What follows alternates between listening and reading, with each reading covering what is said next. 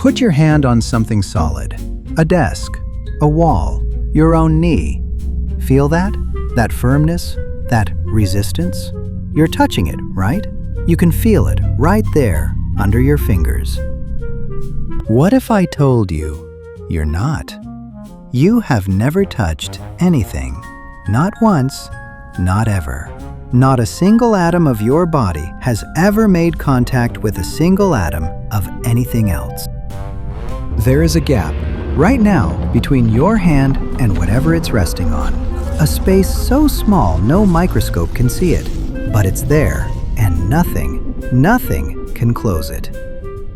You can't touch anything, and the reason why is one of the most beautiful things in all of physics.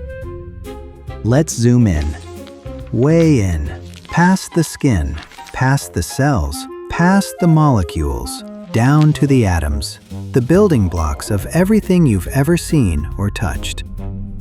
And here's the first shock. An atom is almost entirely empty space. If the nucleus were the size of a marble, the nearest electron would be a kilometer away. Everything in between? Nothing. That means you are mostly empty space.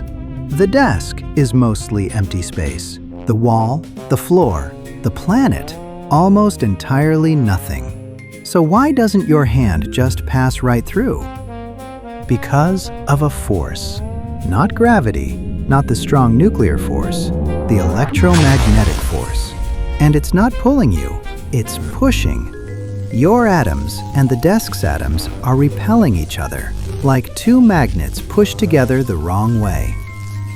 Here's what's happening at the edges.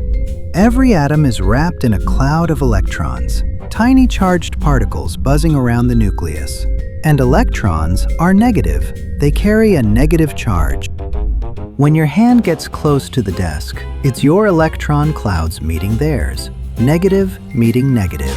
And in the electromagnetic world, negatives push negatives away, always, no exceptions.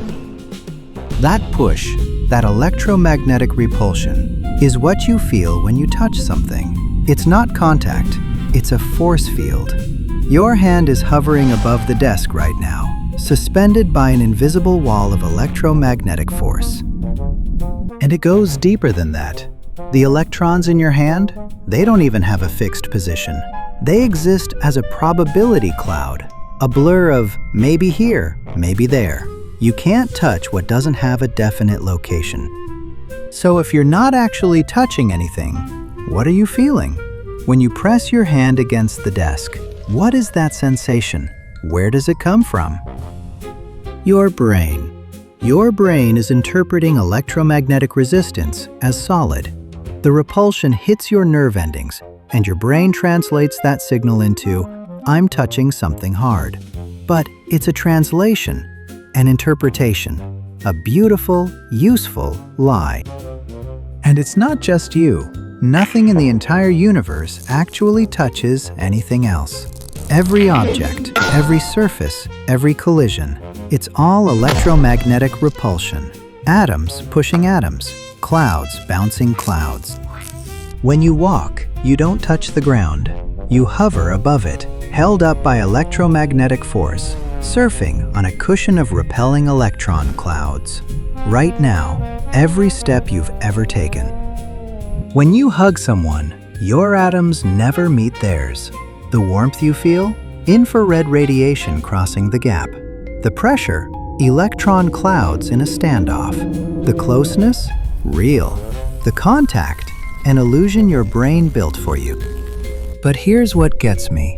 This isn't sad, it's beautiful, because it means that every sensation you've ever felt, every texture, every temperature, every human touch, your brain built all of that, from nothing but force and electricity. We live in a universe where nothing solid is really solid, where every surface is a force field, where the ground beneath you is a promise, not a fact.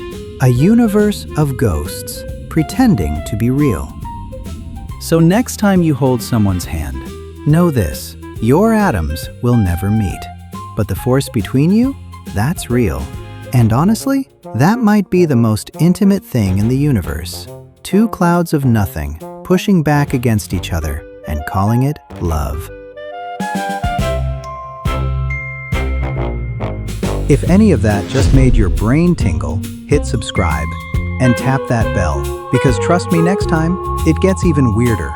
Mom, guess what I'll learn next?